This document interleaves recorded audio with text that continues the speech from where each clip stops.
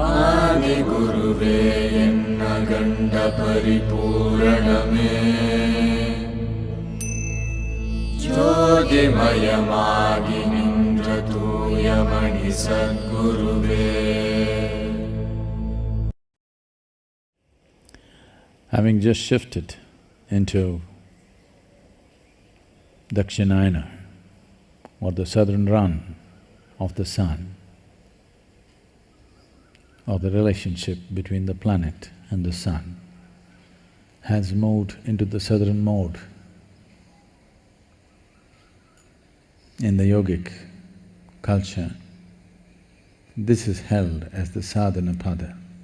That means this is the best time to work upon yourself.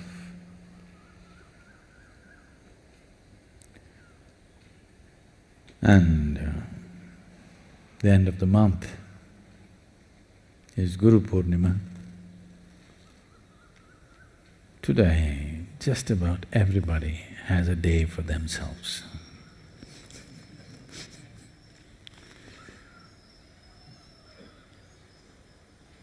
There are pet food days, there are bubble bath days, there is a diabetes day. Of course, many other days of some significance. Of course, now there's a yoga day.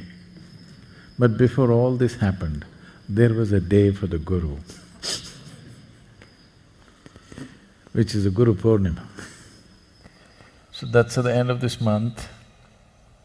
It's a very powerful Purnami or the full moon night, because the shifting of Dakshinayana and the first three Purnamis till the equinox are of certain significance for those who are doing internal things within themselves. So this Guru Purnima is a reminder that for the first time, a being of immense possibilities and capabilities took this step of wanting to share. Not by his own will, he was kind of conned into it. I don't want to go into the entire story now, but he was kind of done. That's why I said it's very courageous, but a little…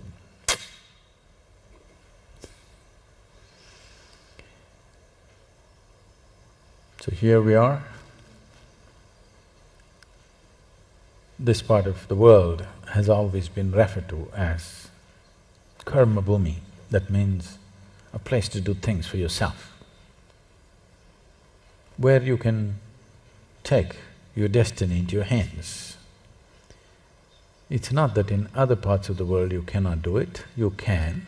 It's just that here, because of certain natural forces, there is an added support, an advantage, which people made use of for millennia and built structures and instruments through which it could be enhanced.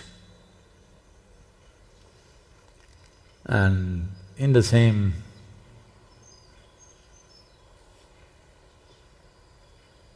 aspiration to create a fantastic tool for people's evolution or hastening one's evolutionary process.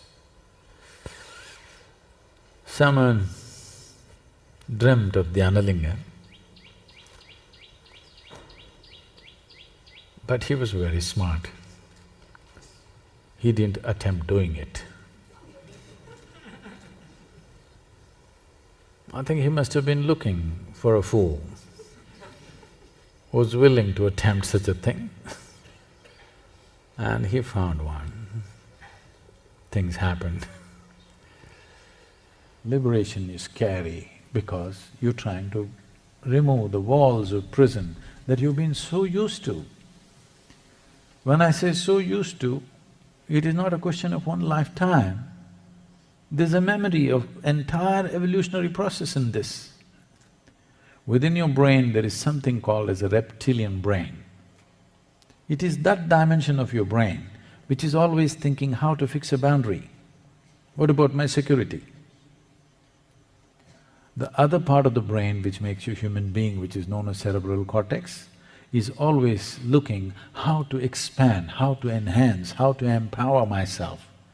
But the reptilian brain is always thinking of how to build a wall around myself for my own safety and security.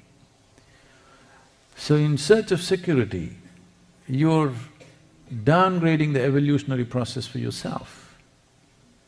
You need to understand that the walls of self-preservation are also the walls of self-imprisonment.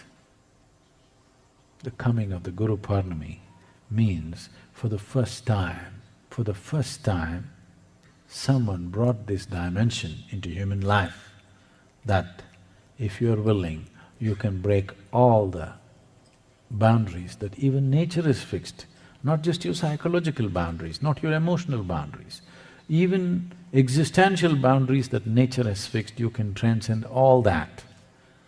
So, the Guru Purnima or the day of the Guru can also be remembered as the day of liberation, because the possibility of liberation for the first time was opened up for human race.